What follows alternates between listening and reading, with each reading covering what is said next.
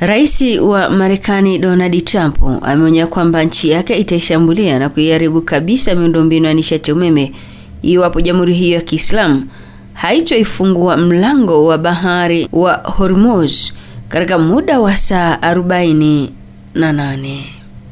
Hayo yanajiri wakati makombora mawili ya Irani yakirushwa katika miji miwili ya Israel iliyoko karibu na kituo kikuu cha utafiti wa nyuklia cha Tel Aviv na kusababisha watu kadhaa kujeruhiwa huku majengo yakiharibiwa.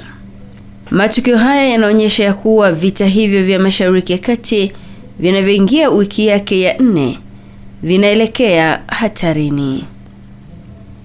Hii leo Jumapili, ving'ora vimesikika Israel vikitoa onyo la shambulio kabla ya miji hiyo miwili ya kusini ya Dimona na Aradi kushambuliwa.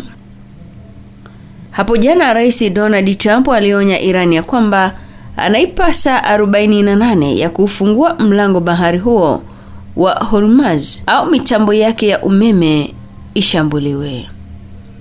Hata hivyo, Iran imeonya ya kuwa shambulio lolote dhidi ya miundombinu yake litajibiwa kwa mashambulizi makali pia dhidi ya miundombinu ya Israel na Marekani katika ukanda huo.